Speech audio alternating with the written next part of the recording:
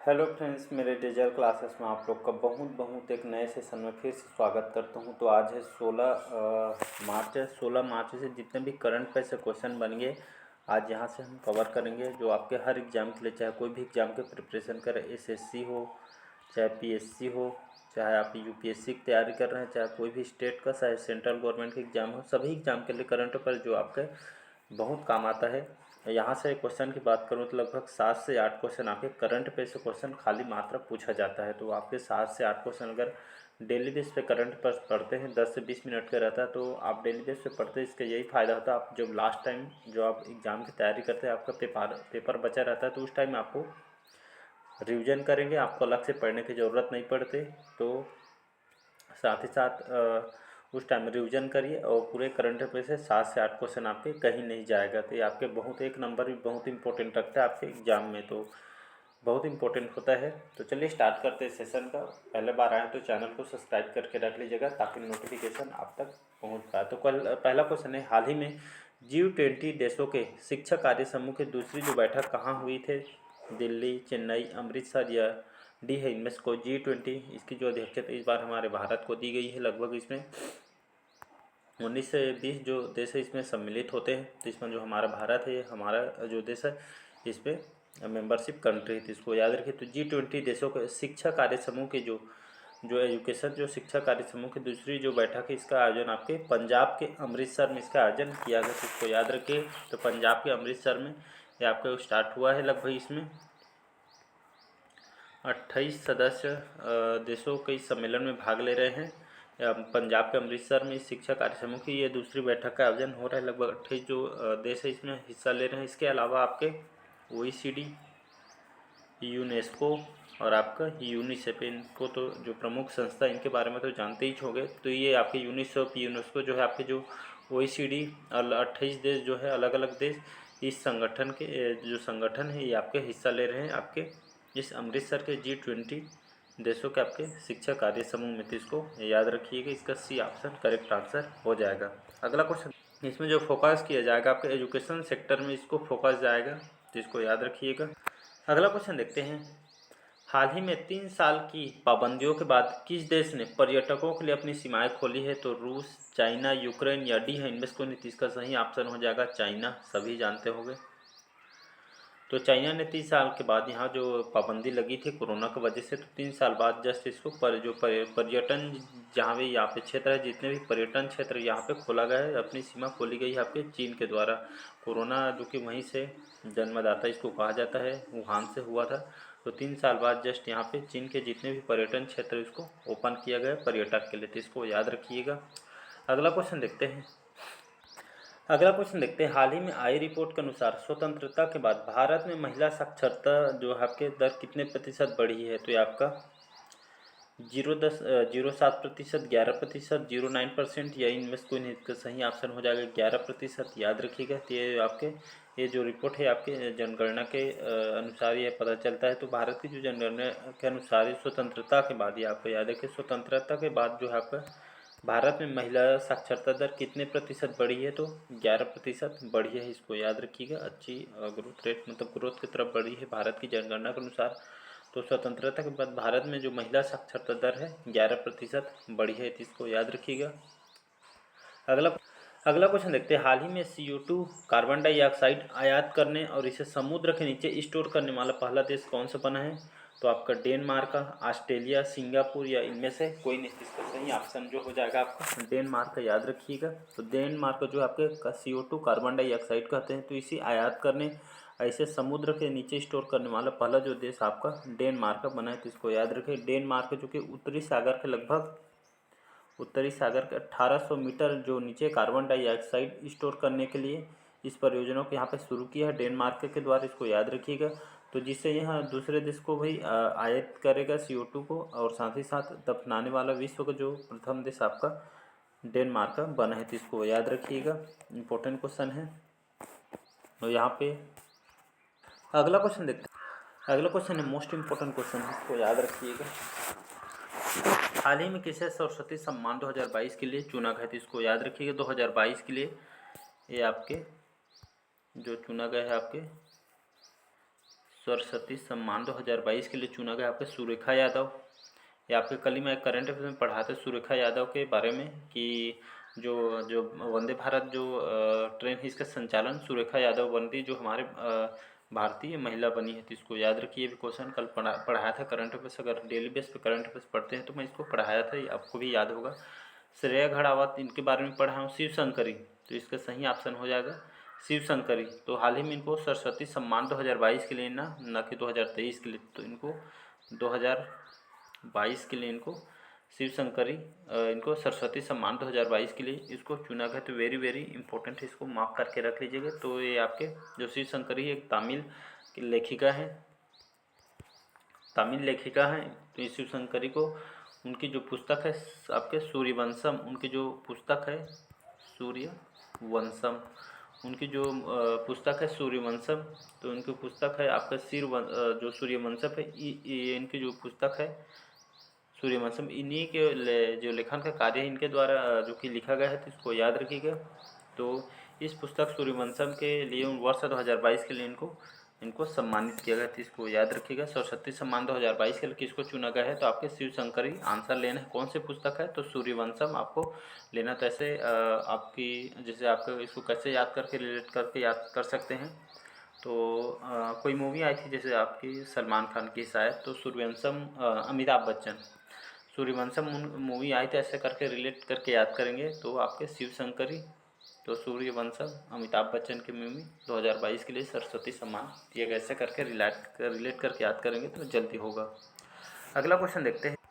तो हर साल हम 15 मार्च को उपभोक्ता अधिकार दिवस इसको मनाया जाता है। जागो ग्राहक जागो करके आपके लोगों को बताया जाता है, लोगों को जागरूक करने के लिए इसको हर साल आपके 15 मार्च 1983 से 15 मार्च 1983 यह दिवस मनाते आ रहा है। इसकी जो नींव है अमेरिका में आपके रखी गई थी, तो इसको याद रखिएगा। तो इसका 15 मार्च से करेक्ट आंसर हो जाएगा। लोगों को जागरूक करने के लिए इसको मनाया जाता है। अगला क्वेश्चन है, हाल ही में आई रिपोर्ट के अनुसार किस राज्य में सबसे कम साक्षरता दर है, तो राजस्थान, उत्तर प्रदेश, बिहार या इनमें से कोई नहीं। तो इसका सही ऑप्शन हो जाएगा बिहार। याद रखिएगा। तो हाल ही में आई रिपोर्ट के अनुसार आपके जो बिहार राज्य में सबसे साक्षरता दर कम देखी गई है। आपके जो डाटा है आपके साक्षरता दर जो सबसे कम जो आंकड़ा जो नापी गई है आपके बिहार राज्य के, इसको याद रखिएगा। अगला क्वेश्चन, और यहाँ पे बिहार की बात करूँ तो बिहार की जो राजधानी है पटना, नीतीश कुमार यहाँ के मुख्यमंत्री हैं। राजेंद्र जो है यहाँ के राजेंद्र विश्व जो यहाँ के राजेंद्र जी यहाँ के राज्यपाल हैं, जिसको याद रखिएगा। तो सबसे कम साक्षरता दर आपके बिहार का है, इसको याद रख। अगला क्वेश्चन देखते हैं, हाल ही में संयुक्त भारत सिंगापुर अभ्यास बोल्ड कुरुक्षेत्र कहाँ संपन्न हुआ, तो आपके भोपाल में। जोधपुर आपके राजस्थान में आता है, या जैसलमेर, ये भी आपके राजस्थान में आता है। इनमें से कोई नहीं। तो इसका सही ऑप्शन भोपाल आपके मध्य प्रदेश की राजधानी है भोपाल, तो इसको याद रखिएगा। या आपके एमपी में आता है भोपाल। तो हाल ही में संयुक्त भारत सिंगापुर अभ्यास बोल्ड कुरुक्षेत्र यह अभ्यास है, इसको याद रखिएगा। तो ये इसका जो आयोजन या संपन्न कहाँ पे हुआ है, तो आपके जोधपुर राजस्थान में हुआ है, तो इसको याद रखिएगा। तो भारत सिंगापुर के जो भारत और आपका सिंगापुर देश, दोनों देशों के बीच ये संयुक्त अभ्यास जो आपको बोल्ड कुरुक्षेत्र आपके राजस्थान के जोधपुर में संपन्न हुआ है, इसको याद रखिए। आपके 6 से 13 मार्च को इसका हुआ है आपके इस अभ्यास का। ये आपका कौन सा संस्करण था, ये इसका 13वां क्रम का संस्करण था, इसको याद रखिएगा। अगला क्वेश्चन देखते हैं, हाल ही में रेशम उत्पादकों के लिए बीमा योजना करने वाला भारत का पहला राज्य कौन बना है, तो आपके गुजरात, मेघालय, उत्तराखंड, तमिलनाडु। इसका सही ऑप्शन हो जाएगा उत्तराखंड। तो हाल ही में रेशम उत्पादक जो रेशम जो उत्पादन करते हैं किसी जो मजदूर लोग, किसान लोग, तो रेशम उत्पादन जो किया जाता है किसानों के लिए, खास करके इस बीमा योजना शुरू करने वाला भारत का पहला राज्य कौन सा बना है, तो आपका उत्तराखंड राज्य बना है। तो मोस्ट इंपॉर्टेंट क्वेश्चन है, याद रखिए। पहले अपने आप में इम्पोर्टेंट होता है। तो भारत का पहला राज्य कौन है जो आपके रेशम उत्पादक के लिए बीमा योजना शुरू की है, तो आपके उत्तराखंड राज्य है, इसको याद रखिए। तो भारतीय कृषि बीमा जो कंपनी द्वारा इसको आपके सरल कृषि बीमा रेशम की कीट बीमा योजना के तहत इसको शुभारंभ किया है, इसको याद रखिए। यहाँ के जो कृषि मंत्री हैं गणेश जोशी द्वारा इसको, ये आपके कृषि मंत्री हैं यहाँ के उत्तराखंड के गणेश जोशी जी, इन्होंने इसका जो आपके बीमा योजना को स्टार्ट करवाया था। इसको याद रखिएगा, इंपॉर्टेंट क्वेश्चन है। और यहाँ पे मैं बात करूँ उत्तराखंड की जो राजधानी है, विंटर सीजन में यहाँ के कैपिटल देहरादून, समर में यहाँ पे गैरसैंण पुष्कर धी, जो श्री धामी यहाँ के सीएम हैं, पूर्व लेफ्टिनेंट जनरल गुरमीत सिंह यहाँ के आपके गवर्नर है, जिसको याद रखिएगा।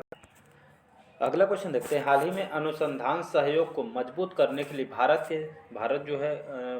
ने किस देश के साथ समझौता किया? जापान, स्वीडन, अमेरिका, इनमें से कोई नहीं? इसका सही ऑप्शन हो जाएगा स्वीडन। तो हाल ही में जितने में हमारे भारत में अनुसंधान है और स्वीडन, दोनों देश के बीच में समझौता हुआ है सहयोग करने के लिए, मजबूत करने के लिए भारत जो है आपके स्वीडन के साथ समझौता की है, तो इसको याद रखिएगा। तो जो स्वीडन की बात करूँ, स्वीडन जो कंट्री आपका यूरोप में आती है, इसको याद रखिएगा, यूरोप में आती है कंट्री। और यहाँ के प्राइम मिनिस्टर हैं आपके उल्फ क्रिस्टर्सन, जो कि यहाँ के प्राइम मिनिस्टर हैं। यहाँ की कैपिटल या राजधानी की बात करूँ तो यहाँ के स्वीडन की जो राजधानी है आपका स्टॉकहोम यहाँ की राजधानी, तो इसको याद रखिएगा। तो अनुसंधान आपके जो अनुसंधान नेटवर्किंग को बढ़ाने के लिए यह समझौता स्वीडन के साथ किया गया है। तो भारत के विज्ञान और इंजीनियरिंग अनुसंधान हमारे भारत की और स्वीडन की जो स्वीडिश फाउंडेशन के द्वारा यह समझौता किया गया है, तो इसको याद रखिएगा। अगला क्वेश्चन देखते हैं। हाल ही में अमेरिका और ब्रिटेन ने किस देश को परमाणु ऊर्जा से चलने वाली पनडुब्बियाँ उपलब्ध कराई है? तो ऑस्ट्रेलिया, पाकिस्तान, बांग्लादेश, इनमें से कोई नहीं? इसका सही ऑप्शन हो जाएगा ऑस्ट्रेलिया के जो राजधानी यहाँ पे कैनबरा। तो ऑस्ट्रेलिया को हाल ही में जो अमेरिका के द्वारा और ब्रिटेन, दोनों देशों के सहयोग से आपके जो ऑस्ट्रेलिया देश को यह परमाणु जो ये आपकी जो पनडुब्बी देख सकते हैं, इसको पनडुब्बी कहते हैं। तो इस परमाणु ऊर्जा से चलने वाली जो पनडुब्बी उपलब्ध कराई ऑस्ट्रेलिया को, तो दुश्मनों को लड़ने के लिए यह सहयोग किया है आपके अमेरिका और ब्रिटेन के द्वारा, तो इसको याद रखिएगा। अगला क्वेश्चन देखते हैं। हाल ही में केंजाबुरो आई, जिनका निधन हुआ, एक कौन से क्षेत्र से थे या कौन थे? तो गायक, पत्रकार, लेखक, इनमें से कोई नहीं थे? इसका सही ऑप्शन हो जाएगा लेखक, राइटर कहते हैं इसको। तो हाल ही में जो केंजाबुरो आई है, इनका हाल ही में निधन हो गए। आपके कहाँ के रहने वाले थे? तो अमेरिका के रहने वाले थे, एक लेखक थे जिनका हाल ही में निधन हो गया था, इसको याद रखिएगा। अगला क्वेश्चन देखते हैं, 13वां क्वेश्चन। हाल ही में Swiss firm IQ air report के अनुसार दुनिया का सबसे प्रदूषित देश कौन सा है? तो इराक, चाड, पाकिस्तान या डी है? इनमें से कोई नहीं। तो इसका सही ऑप्शन हो जाएगा आपका बी ऑप्शन, चाड। इसको याद रखिए। तो IQ जो एयर है क्या है ये समझते हैं। तो ये आपका इसका जो फुल फॉर्म होता है आपका वर्ल्ड एयर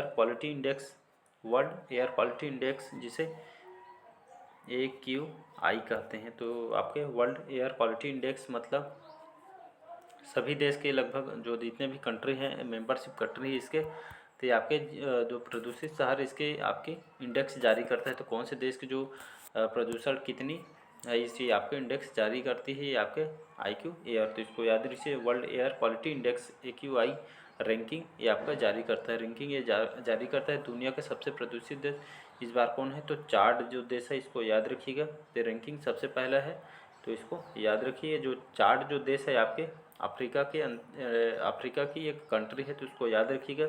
दूसरा में आपका कौन से है? तो आपका पहला हो गया। दूसरा में आपका इराक है। थर्ड में आपका पाकिस्तान। और हमारा इंडिया का रैंकिंग कितना है? तो हमारे इस बार इंडिया का रैंकिंग है 8वां नंबर हमारा रैंकिंग है आपके। ये तो 8वां रैंकिंग है। पहले इसके पहले हमारा जो भारत है पहला रैंकिंग थे, 3 बार खिसक के इस बार 8वें नंबर में आ गए। आपके 22 में 5वें नंबर में था, 23 में आपके 8वें नंबर में आ चुका है, तो इसको याद रखिएगा। अगला क्वेश्चन देखते हैं।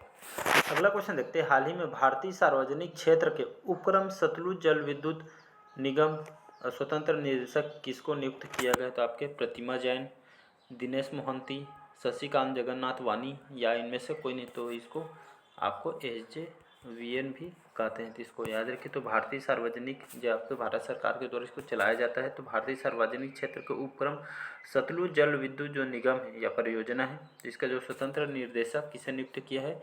तो आपके शशिकांत जगन्नाथ वानी को बनाया गया, तो इसको याद रखिए। आपके जो सतलुज जो विद्युत परियोजना आपके कहाँ है? तो आपके हिमाचल प्रदेश में बना है, तो इसको याद रखिएगा। अगला क्वेश्चन देखते हैं।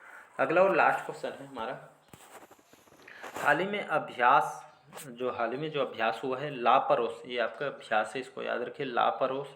इस लापरोस अभ्यास है, इसके तीसरे संस्करण का आयोजन किसके द्वारा किया जा रहा है? तो आपके फ्रांस, भारत, जापान या इनमें से कोई नहीं। तो इसका सही ऑप्शन हो जाएगा हमारी जो देश है भारत के द्वारा इसका आयोजन किया जा रहा है। तो ये अभ्यास लापरोस एक आपके इंडियन नेवी द्वारा इसको भारत के द्वारा कराया जा रहा है। भारत को इस बार सौंपी गई है। तो आपके इसका आयोजन है, इस थर्ड संस्करण है, इसको याद रखिए। आपके थर्ड संस्करण है, इसका आयोजन आपके भारत द्वारा किया जा रहा है हिंद महासागर में, याद रखिएगा। हिंद महासागर में इसका आयोजन कराया जा रहा है, शुरू भी हो चुकी है। इस एक्सरसाइज का जो नाम, इसको याद रखिए, लापरोस इस एक्सरसाइज का नाम है। तो इसमें ये आपका थर्ड, ये आपका संस्करण थे, इसको याद रखिएगा। इसमें खास करके कौन कौन देश इसमें हिस्सा लिए हैं? तो आपके अमेरिका की नौसेना, और आपकी फ्रांस की नौसेना, और आपके हमारे भारतीय नौसेना तो रहेंगे ही, और आपके जापानी नौसेना। तो अलग अलग देशों के और आपके और कंट्री भी हैं इसमें जो जुड़े हैं। तो इस लापरोस में तीसरे संस्करण का जो आयोजन है, अलग अलग जो देश है इसमें हिस्सा ले। इस बार जो भारत है इनके द्वारा आयोजन किया जा रहा है। तो ये आपके समुद्री नेवी एक्सरसाइज है, तो इसको याद रखिएगा। तो आज का सेशन कैसे लगा कमेंट करके ज़रूर बताइएगा। पहले बार आए तो चैनल को सब्सक्राइब करके रख लीजिएगा ताकि नोटिफिकेशन आप तक पहुंच पाए। चलिए, थैंक यू।